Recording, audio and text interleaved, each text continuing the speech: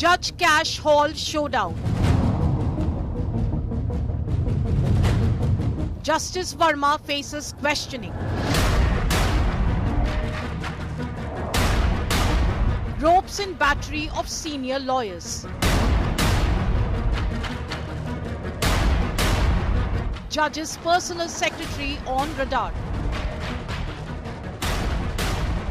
Asked cops to leave, come back in morning.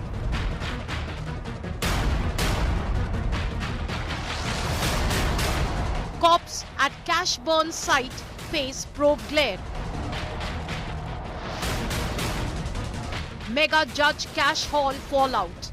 Top focus at 5 Live with Gaurav Sawant. The panel comprising 3 honorable judges are trying to ascertain facts.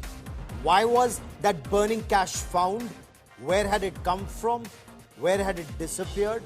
What was the sequence of events? Who were the first responders? What did they see? And there are many, many questions. And why were the police told to leave and return only the next morning? India Today gets you the inside details of the investigation so far. I'm Gaurav Sawant, action-packed 60 minutes. Let's get started.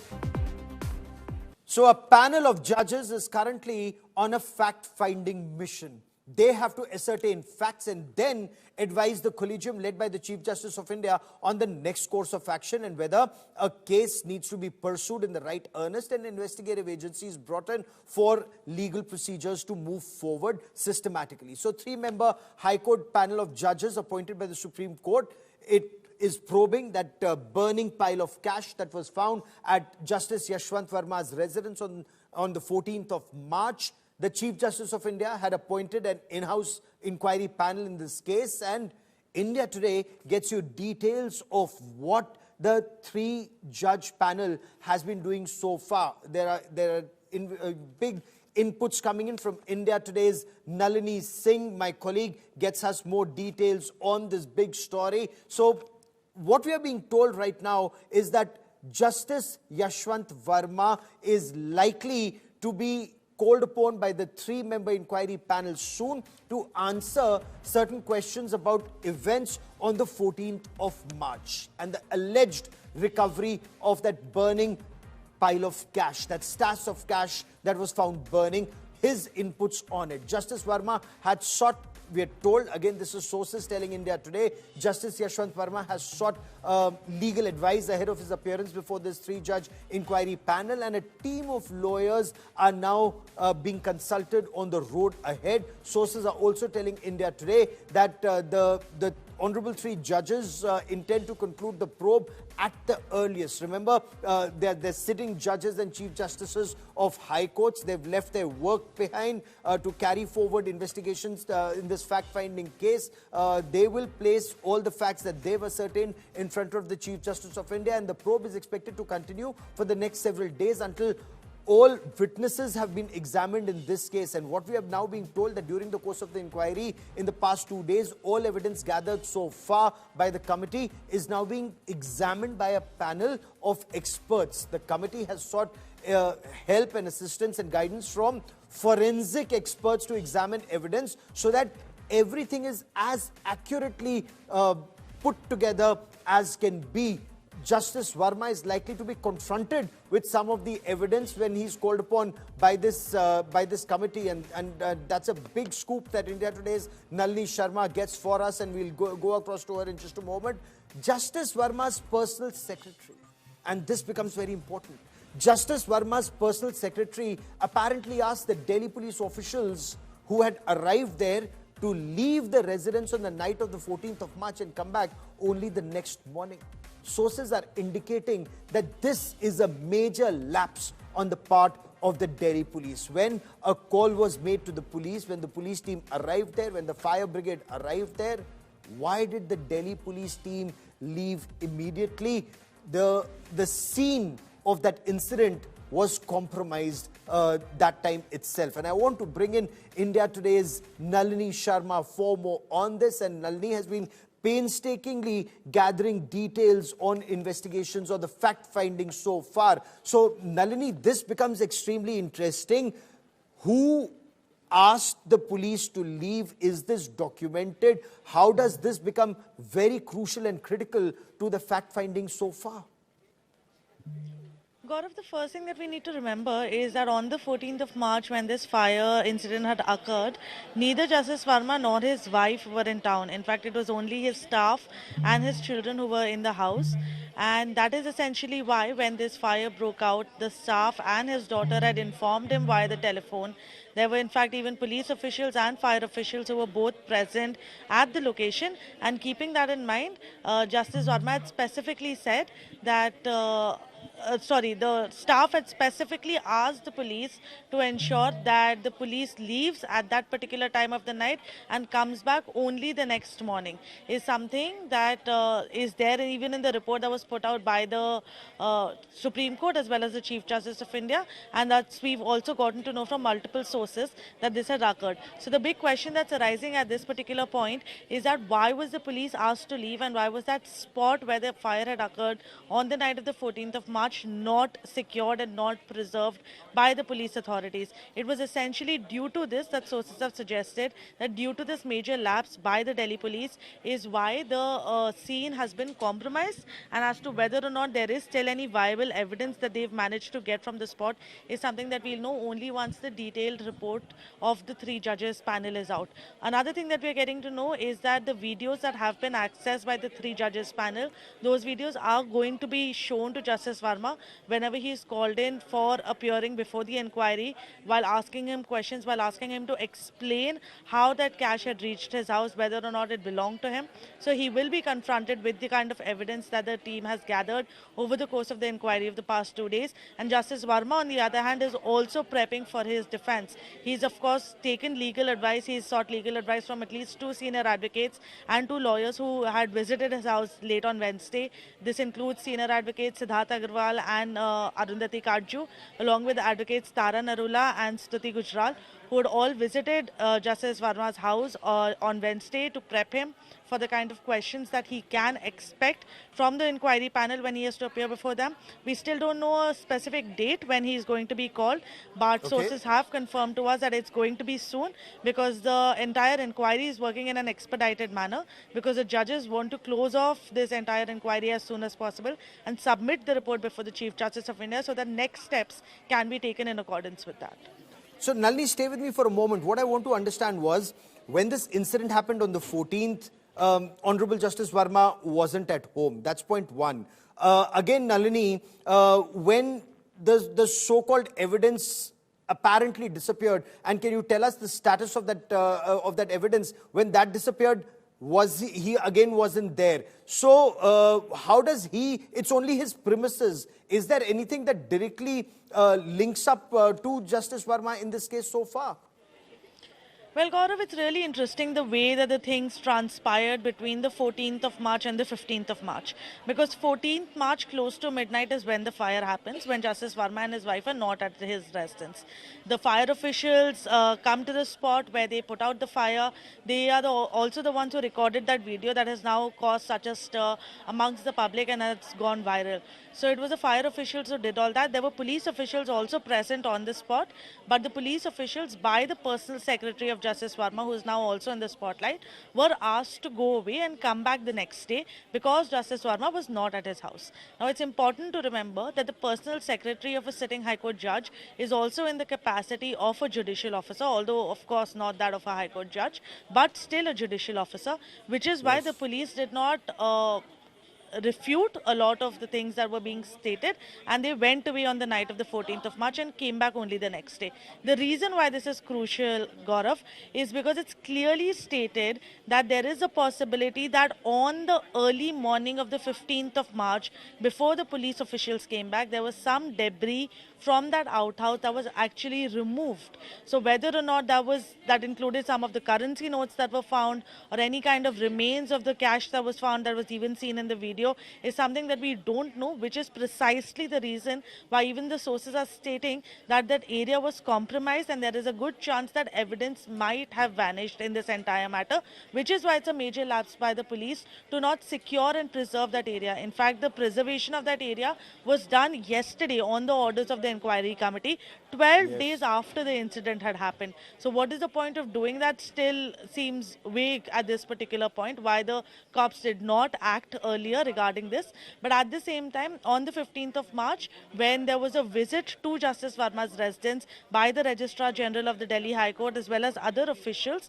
they also visited that room, and whether or not they found something in that room is something that we will get to know only once all of these witnesses have been examined and a report is put before the Chief Justice of India. What would be very pertinent to know at this stage, Nalini, is what did CCTV cameras see? Were CCTV cameras also looking inwards? Were they only looking outside? And of course, do keep in mind, there's that 70th Battalion of the Central Reserve Police Force of its Foxtrot company is deployed at his residence, and somebody would have been on duty 24/7. So the Delhi police may have gone, but then CRPF personnel were still there. Stay with me, Nalini. The Allahabad High Court Bar Association, and there are other bar associations that have joined in, are now up in arms. The presidents of the Bar Association of High Court of Allahabad, Lucknow, Gujarat, Karnataka, Jabalpur branch of the Madhya Pradesh High Court, they all came and met the Chief Justice of India. And that's a big, big story. Why? Because they want the Chief Justice of India to consider demands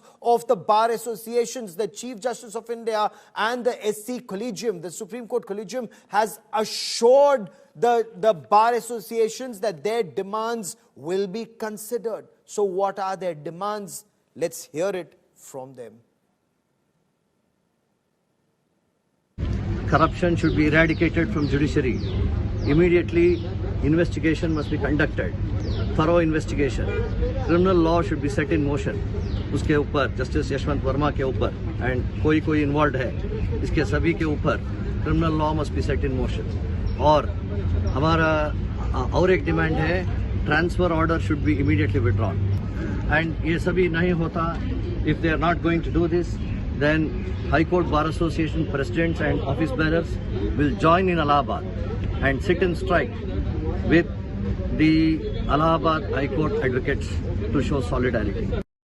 So let's take this step by step, and let me get Nalini to respond to some of these points that are being raised by the High Court Bar Associations, and not restricted just to Allahabad but across the length and breadth of our country, and multiple High Court Bar Associations. One, withdraw Justice Verma's transfer to the Allahabad High Court. And when I spoke to Anil Tiwari, the president of the Allahabad High Court Bar Association, he asked, are we a dustbin? Something that he'd put in writing in his letter to the Chief Justice of India and the Collegium.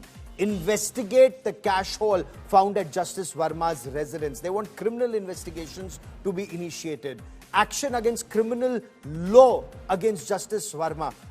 Is that jumping the gun just as yet till the High Court panel doesn't submit its report? But lawyers know law better.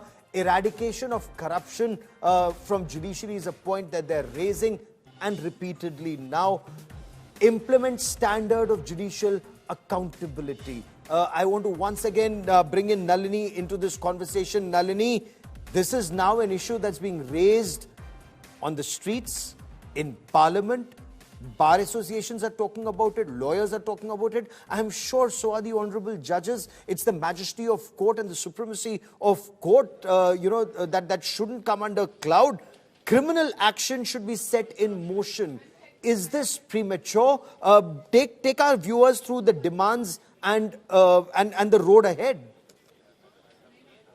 Well, Gaurav, it needs to be understood that all of these demands and this meeting also that happened with the Chief Justice of India, of the members of the bar associations of different states, is emerging out of the protest that was initiated by the Bar Association of the High Court of Allahabad when Justice Yashwant Verma was recommended to be transferred from the High Court of Delhi to the High Court of Allahabad. An important update in this is that the centre is still not approved his transfer, which means that till the time that is not not done, he is still going to continue being a sitting judge of the Delhi High Court. Another thing that we are given to understand regarding his transfer is that the reason why the collegium has recommended his transfer is basically to ensure that this entire probe can be held without any kind of interference or without any kind of possibility of Justice Verma impacting any witnesses or the evidence in this case. Keeping in mind that he is not just a sitting judge but a very senior sitting judge of the Delhi High Court, there was a very strong likelihood that there might be some kind of influence that he can get done on the inquiry itself in his capacity as a senior sitting judge of the High Court, and to ensure that there can be no aspersions cast on this inquiry, because it's a really crucial inquiry on the basis of which all future course of action will be decided, is why his transfer was recommended in the first place. Now, how soon the centre is going to go ahead and approve the transfer and clear the file and get him sent to Allahabad High Court is a question that still remains to be answered, and whether or not these protests and these objections by the bar associations is playing a factor in the delay by the centre in approving his transfer is another thing that we are watching out for. Keep tracking that story, Nalini. I'll come back to you for more. Meanwhile, it's not just being discussed on the streets, it's not just being discussed in courts by bar associations, even in Parliament. Congress leader and Lok Sabha member of Parliament, Manish Tiwari, demanded a statement from the Union Law Minister on the chronology and sequence of events in the matter of the alleged cash stash recovered from the official residence of Justice Verma. At least that was caught on camera. We still do not know what and how much was the recovery. But not just that, government sources tell India Today they have no say on the issue as of now. They will wait and watch for the Supreme Court inquiry to be concluded. Government sources are telling India Today the centre is not planning to bring back the National Judicial Appointment Commission anytime soon, but it will hold talks with political parties on the issue. The reports about alleged aberrations in the judiciary have disturbed the conscience of all right-thinking citizens across the country. This House, Parliament, is charged with the responsibility of exercising superintendence over the judiciary. It is charged with the responsibility of exercising oversight over the judiciary. The Chief Justice of India has appointed an in-house inquiry. I think we should respect the process. We should wait for that report. But in the meanwhile, the Law Minister should come to this House, and the Law Minister must relate the chronology of events as they have transpired. What actually transpired? What does the government know? Why is the government not making a statement before this? The factum of recovery money from the High Court judge is really eroding the confidence on judiciary. Sir, judges are also public servants like us. Transferring a judge, here a charge has been transferred from this judge, transferred from Delhi High Court to Allahabad High Court. This will not resolve the problem. Any High Court, I share the sentiment of the lawyers of the Delhi High Court, Allahabad High Court. These High Courts, Allahabad High Court, Calcutta High Court, like these courts cannot be the dumping ground, my lord, sir. And on the 23rd of March, Union Law Minister Arjun Ram Meghwal had said he will reply later once the probe is over. Listen in. देखिए उसमें supreme court कार्रवाई कर रहा है और आपके ध्यान में भी आया तीन जो जिसमें दो तो ऑनरेबल हाई कोर्ट के चीफ जस्टिस हैं और एक जज हैं हाई कोर्ट के, उनकी कमेटी की रिपोर्ट आने दो फिर बताएंगे. And I quickly want to bring in India Today's Mosmi Singh for more on this big story. And Mosmi, you've been interacting with leaders, cutting across party lines. What's their thinking? We heard Manish Tiwari, we heard Kalyan Banerjee. But what are the lawmakers thinking about this episode? Of course, Gaurav, you know, the issue has echoed in the parliament and has been a matter of much debate and discussion. We earlier had the upper house, in fact, talking about it, and the chairperson had a first meeting with the leader of the house, JP Nadda, and leader of opposition, Mallikarjun Kharge, and thereafter he met all the floor leaders, and In fact, they deliberated and discussed over what steps forward could be taken. The floor leaders said that they would get back after meeting, asking their party leaders. So that matter is already there in the upper house. On the other hand, today, Manish Tiwari of the Congress party moved an adjournment notice. We've heard that the opposition, is saying that the supreme body, as far as legislature is concerned, is the parliament, and as a legislative body, it is the task of the parliament, the responsibility of the parliament to maintain accountability of not only the executive but also maintain a balance in the judiciary. And thereby, now the echo is growing louder that the law minister should make a statement as to what is the state of affairs, in fact, and what is the So Mosmi, quickly tell me this, while officially the government is not saying so, or they're saying we are not bringing the NJAC right now, but is there some forward movement on that? Are consultations happening? Is an effort being made to get everyone on the same page on the NJAC? See, Gaurav, there's definitely something brewing because, the chairperson of the Rajya Sabha, Mr. Dhankar, has taken this forward with all the parties. And this has been a matter of much contention between the government and the judiciary in the past as well. So there is a window, perhaps the government feels, where this could be mulled over. And that's one reason that, you've been seeing in the past 1 week, ever since this entire row broke out. Off and on there have been discussions and whispers and loud voices that have been talking about the accountability of the judiciary and how it is important so that the faith in the democracy and the institutions of the democracy are preserved. And that's one reason why that we've seen that the government is also, waiting and watching as to what the final report of the inquiry committee set up by the CGI actually says, and then perhaps the ball could move forward. Okay, and when it does, Mosmi Singh and Nalini Sharma and our entire team will be right on top of that story. Mosmi, many thanks for joining me. There's breaking news that's coming in.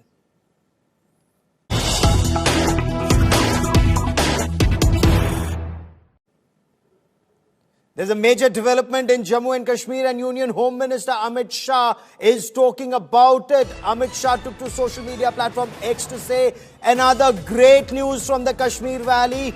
2 more groups affiliated with the Hurriyat, namely the Jammu and Kashmir Tehreek-e-Istiqlal and Jammu and Kashmir Tehreek-e-Ishtiqmat, have now discarded separatism and reposed their trust in New Bharat, in the Naya Bharat built by Prime Minister Narendra Modi. Under the Narendra Modi government, separatism is breathing its last.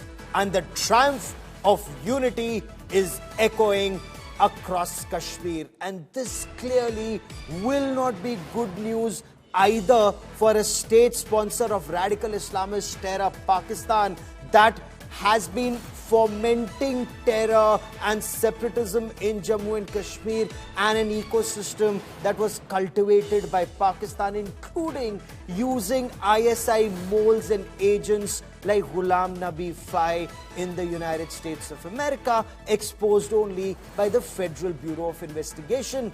But that's a story for another day. Mir Farid joins me now for more on this big story.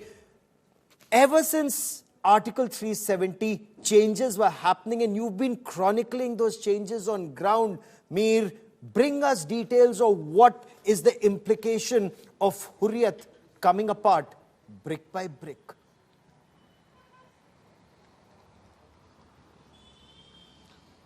Well, yes, Gaurav. In fact, it all started post Article 370 abrogation. We know the kind of crackdown that was initiated against the Hurriyat Conference, which we know is an umbrella, or was an umbrella organization of many small constituents. But yes, 2 big parties, Saeed Ali Shah Gilani's Tehreek-e-Hurriyat, and then Meerwise Umar Farooq, who also was chairman once of the APHC. Now, post that, obviously, the separatist activity came to a grinding halt. Their rank and file was taken care care of, offices seized, and since we know that there was absolutely zero separatist activity, stone pelting, everything that's seized. Now, last 2 days we've seen Jammu and Kashmir police once again initiating crackdown against the separatists. Now we know that there were several FIRs against them under UAPA, so investigations are going on, and once they get leads, they start those investigations. Now, while that is happening, Home Minister Amit Shah not once but twice took to X and talked about the fact that how Kashmir has changed, and separatism obviously is breathing its last, and that is something that he talked about, and also gave the example of 2 more Hurriyat constituents, smaller constituents, but Tehreek-e-Istiqamat and Tehreek-e-Istiqlal, they were part of the Hurriyat conference, and they have not only said that they have absolutely nothing to do with the Hurriyat, but also said that now they are the citizens of the country, they vouch by the constitution. So that is a massive change of heart. Now, what has gone behind the scenes to ensure that, obviously, a lot of back channel communications, a lot of effort. We also know, Gaurav, what happened in the elections when Jamaat-e-Islami, which again was a radical organization, fountainhead, ideological fountainhead of the Hizbul Mujahideen, they also had a change of heart. They participated in the election. So a lot of stuff happening behind the scenes, but yes, Home Minister obviously saying that this is huge. 2 more Hurriyat factions, or should I say constituents, coming out and saying that they shun separatism, and this is Naya Kashmir, which the government wanted to have post Article 370 abrogation, and it seems it is going according to plan. Gaurav? Okay, so that's step 1. What about funding that was made available? You know, that ecosystem that was generated and had entrenched itself in various parts of Jammu and Kashmir, and of course, sadly, in parts of Delhi. What about the terror-enabling ecosystem and funding? How successful has the government been in curbing funds availability to the separatists?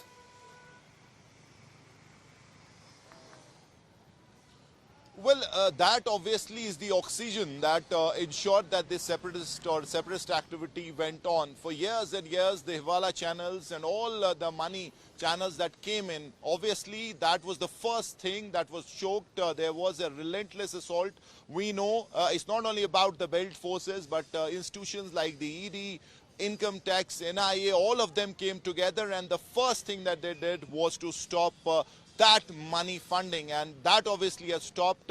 We also need to talk about the Srinagar-Muzaffarabad road, that communication that was cut off because that, as far as sources are concerned... Mir, give me a moment. I quickly want to cut across to Lok Sabha, where Union Home Minister Amit Shah is speaking. Let's listen in.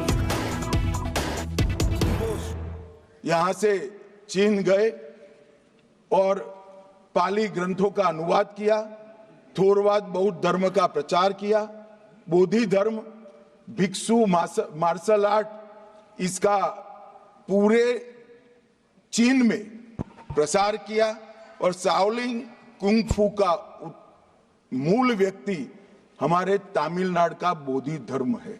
मान्यवर महात्मा गांधी गए, एक प्रवासी बनकर ही गए Africa में, और पूरे देश जो संदेश लेकर पूरे देश का गए, दुनिया भर में कहा जाता था कि जिस साम्राज्य का कभी सूर्य अस्त नहीं होता था, वो साम्राज्य को अफ्रीका की धरती पर घुटने टेकाने का काम महात्मा गांधी ने किया। लाला हरदयाल गए, गदर पार्टी की स्थापना करी, वीएस नायपॉल गए, नोबेल पुरस्कार जीता, डॉक्टर द्वारकानाथ कोटनीस गए, चीन के युद्ध के दौरान चिकित्सा के लिए महान काम किए, और हमारे यहाँ से सुंदर पिचाई, सत्य नडेला, ऋषि सुनक, कमला Harris, doctor Hargovind Khurana, Kalpana Chawla, Sunita William, Zubin Mehta, ढेर सारे लोगों ने प्रवासी के रूप में जाकर वहीं की संस्कृति में रच बसकर दुनिया के अनेक फील्ड के अंदर भारत के समृद्ध विरासत को पहुंचाने का काम।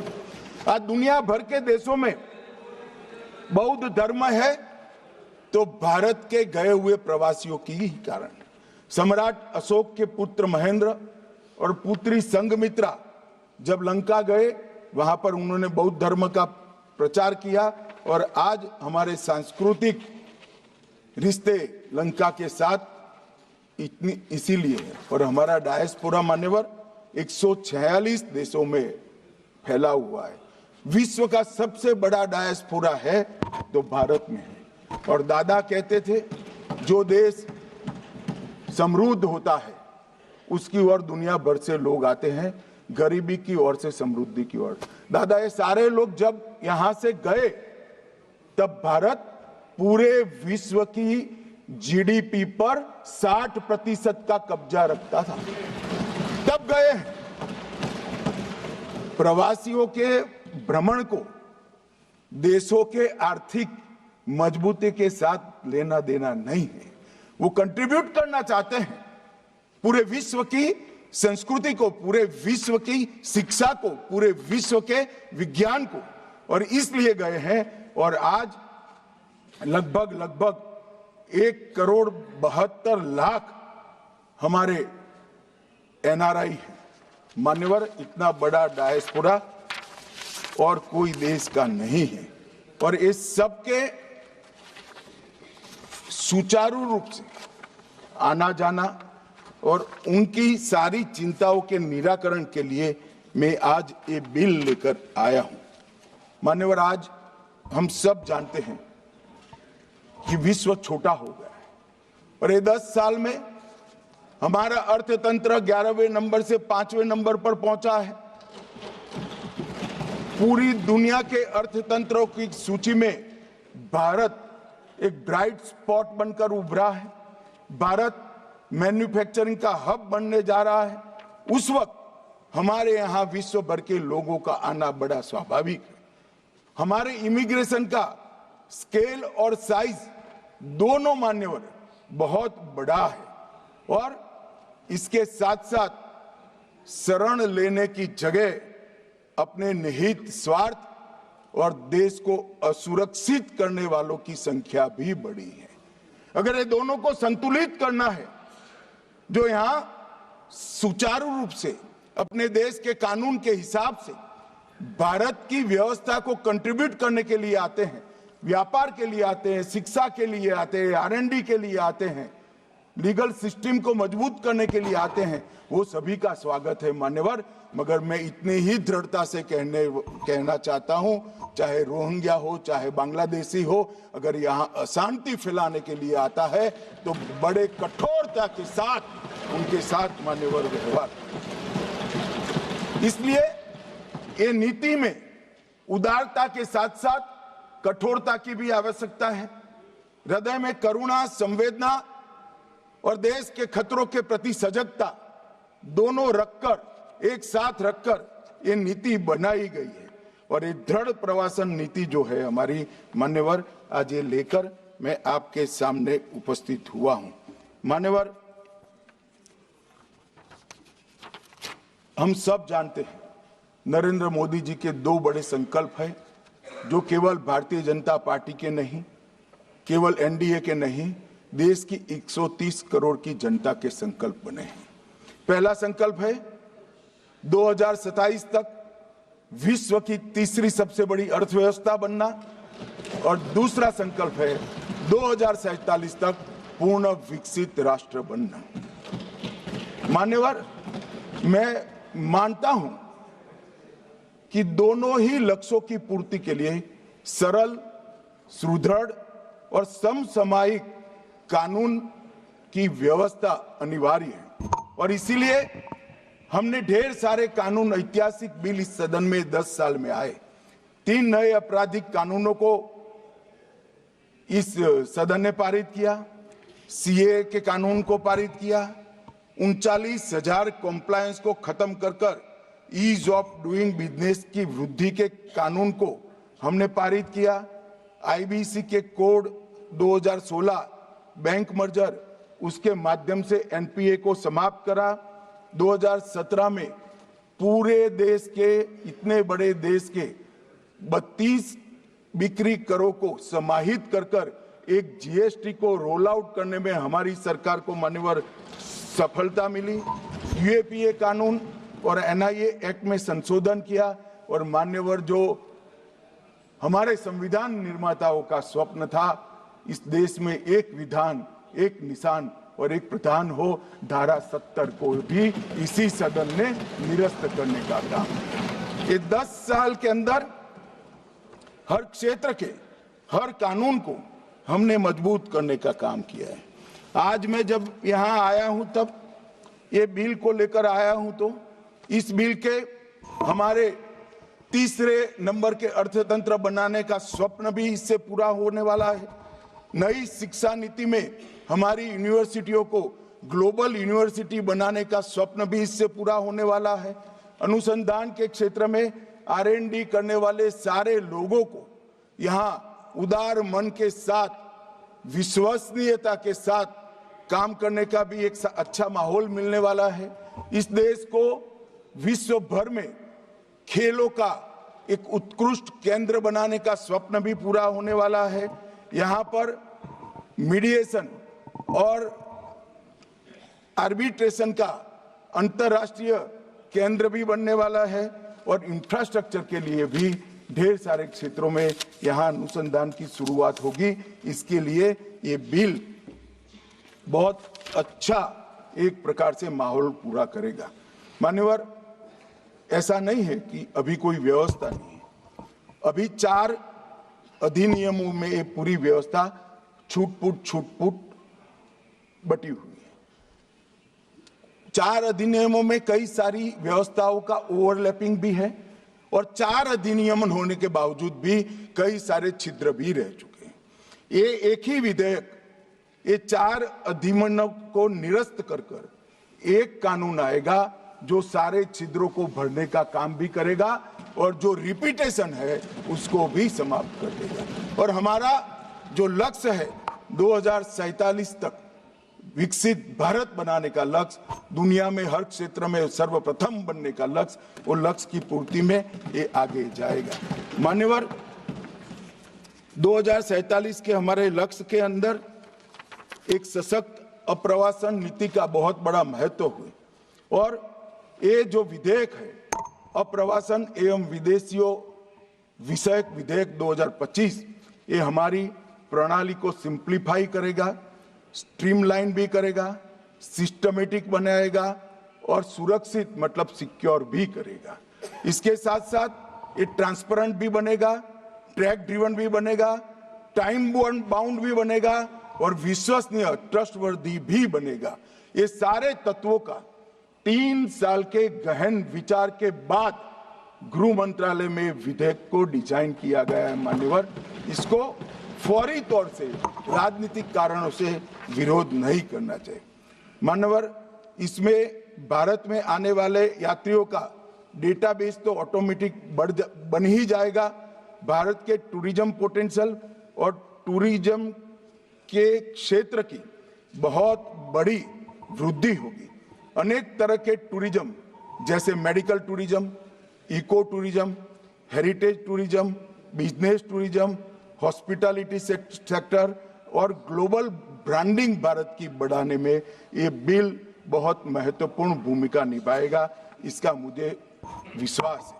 निवेश और रोजगार के क्षेत्र में भी इससे बहुत फायदा होगा, जीडीपी को बढ़ाने में भी बहुत फायदा होगा और मान्यवर, आजादी के 75 साल के बाद आज भारत का सॉफ्ट पावर पूरी दुनिया में डंका बजाने का काम किया है, वो गति और भी तेज होगी। जब मैं सॉफ्ट पावर की बात करता हूं तब हमारा योग, हमारे उपनिषद, हमारे वेद, हमारी आयुर्वेद और हमारी ऑर्गेनिक खेती की सिस्टम, ये आज पूरी दुनिया इसके पर बड़ी आशा की नजरों के साथ देख रही है। रोगों का दमन करने की जगह रोग न हो ऐसा मानव शरीर बनाना, ये हमारा बहुत पुराना विचार था जो आज पूरी दुनिया को आकर्षक लगता है कि रोग होने के बाद इसका दमन करने की जगह इसको आने ही न दे, इस प्रकार की जीवन पद्धति को विकास करेगा। सुरक्षा के दृष्टिकोण से विदेश से ड्रग कार्टेल, घुसपैठियों की कार्टेल, और हथियारों का So Union Home Minister Amit Shah very clear on who is welcome in India and who is not. So the Indian Army is in the process of raising a Division 11 formation to be deployed in the sensitive eastern Ladakh region. Now this new division is in addition to the existing 3 Div, which is responsible for the LAC region, but then 3 Div has other responsibilities. This is a major reorbiting or reorganization of battle order, especially in Ladakh. The strategy involves redeployment of existing troops to enhance their effectiveness or operational effectiveness. A division by and large has between 10 and 15,000 combat troops, about 5 to 8,000 support elements. It's led by a 2-star general, a major general, has 3 to 4 brigades commanded by a brigadier each. So what does this Orbat mean? Why is this happening, this change in Orbat? I quickly want to bring in India Today's Shivani Sharma breaking that big story for us here. Also with me is Lieutenant General Rakesh Sharma, distinguished fellow at the VIF and somebody who's commanded a corps in Ladakh, knows the lay of the land very well. But Shivani, bring us details of the new div that's being raised in Ladakh.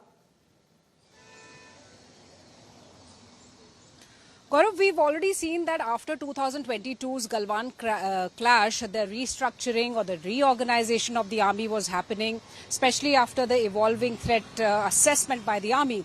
So now this is a new div that is being raised for the security of eastern Ladakh, along with the 3 Div that already exists there and that had been looking for the security of this region, especially the 832-kilometer long LAC that falls in this particular region. So this new div will have, as you were also mentioning, 3 to 4 brigades. One of these brigades is already functional, and we know that uniform force was moved to this area after Galwan clash, and now we also see a lot of action happening in Riyasi, in Jammu, south of Pir Panjal. So that uniform force needs to go back to its original base, and the training for these troops who have to be a part of 72 Div. The new Div has been named 72 Div.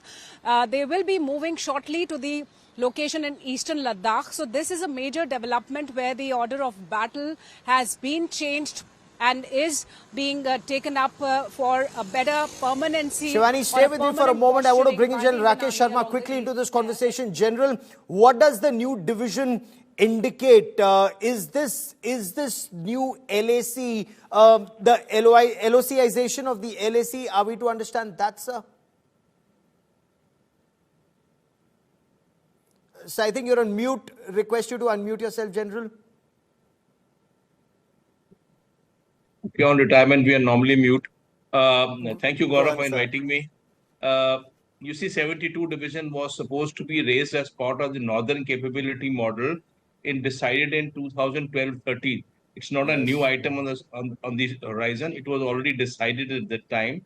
And the 1 division was raised in Panagarh under 17 Corps. The 2nd Division, 72, under Pathankot was held in abeyance and not raised at that time. But the government sanction exists from 2013 onwards to raise 72 Division. The situation on the LAC was deemed to be better till 2020 happened, with all these meetings that are taking place. So the division was not raised. So the raising of 72 is not a new sanction by the government. It's that is appreciated, but the concept, the requirement, the technical aspect is appreciated, that it was in the works and 2012 onwards. But the fact that it's happening now, what does this mean? So there are 2 issues very important. Firstly, the uniform force that took charge of the area south of Trishul is a uniform force which was created for a CI operation. It doesn't have composite elements. It doesn't have, for example, you mentioned like the artillery brigade. It doesn't have the complements of the other arms and services that are part of a division. A division is a composite force. A CI force is created for a particular purpose. So when the CI force uniform was moved upwards, they had to be given it additional elements from the reserves of Indian Army. Now, normally Indian Army doesn't want to shed reserves across into these kind of things. Reserves are required for many other roles. So a uniform force moving in that time, 2020, was necessary. But subsequently, as things came to light, there was voids created south of Pir Panjal, for which another lot of reserves were moved into this area, which the chief has mentioned in one of these interviews earlier. The 10 to 15,000 people have been moved into south of Pir Panjal. So our reserves were sucked into Chushul area, reserves were also sucked into the south of Pir Panjal in the Doda area. So then all this had to be redone. So 72 divisions raising was dusted out. It was brought into the fore. It is being raised and taking over the areas south of Chushul. The areas north of Chushul will be handled by 3 divisions, as it has been handled today also. So now, does this indicate that India's posture, while it is defensive at the LAC, there is also an offensive angle to our deployment, that India believes in peace, but peace through strength, General? Is that your appreciation? Exactly. So the advantages is that with this transformation happening, the reserves that we have in central India and many other places which are required for other roles will be now compositely available and trained for that task. So reserves which have been sucked into south of Pir Panjal into a CI role have now go back into their conventional training purposes, which is a very major step happening with the raising of 72 Division. And 72 Division being composite force, even the artillery and other brigades which have come in from down plains to fill in for the uniform force not having it, will now also be moving backwards to their parent formations to do the parental task, which is conventional operation. So the whole structure changes with raising of this division, including the CI getting back to CI, reserves getting back to reserves, and Eastern Ladakh becoming a firmed-in area with the northern sector under 3-Div and the southern sector under 72 Division. So Eastern Ladakh is now becoming a firmed-up area. Point 1, point 2, General. Are we also to understand that even for diplomacy, you need to be able to talk from a position of strength? So while India wants peace, and India and China are having multiple rounds of peace talks at the military level and the diplomatic level, India is keeping our guard up, sir. So exactly. So the fact is that we have to deter, and deterrence comes in by the force of strength, by hard power. While the talks which have happened in WMCC level repeatedly have been quite advantageous, and it has moved forward, the NSA talks, the SR talks have moved forward also, and there is very good signals coming from both sides. But, we can't allow the advantage to be taken by the Chinese. This was happening pre to 2020 also, and the Chinese surprised us in 2020. So we can't allow a similar situation to arrive at. So there has to be a deterrence established on the borders to deter any advantage taken by the Chinese, and also reserves available for us to react to situations where required.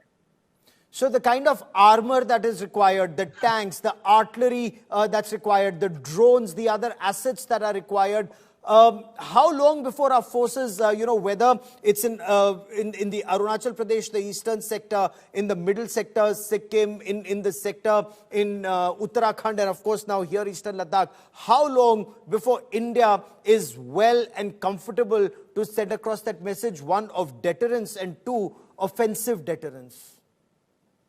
So modernization is a never-ending process. You can't say 2030, 2035, 40, 47 will be all done, because the adversary would have moved up many steps forward also. So there is many kinds of deterrence. There is dominal deterrence. There is deterrence by punishment or deterrence by denial. Now, we have to assure ourselves of having a deterrence by denial on the borders to make sure that the borders are not infringed upon by the adversary. So that's one part of deterrence that we need to achieve, and which includes the raising of this division and all the other paraphernalia, including missiles and the air power and drones, etc., etc.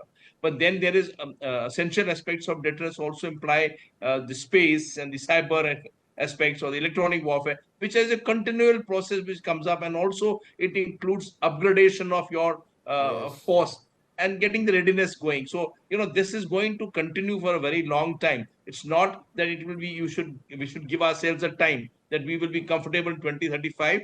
2035, who's seen there will be more advancement, maybe there will be direct energy weapons. You have to be constantly at it, and given China's expansionism or their thinking, unless there's a change there, we haven't seen that in decades, since 1960s till 2020. Given Galwan, usually when they talk about conflict, it's usually when diplomacy fails, conflict breaks out. But in Galwan, none of the CBMs worked. Rules of engagement in this region remain fluid. So does that indicate that this region will remain fluid in the times ahead, General?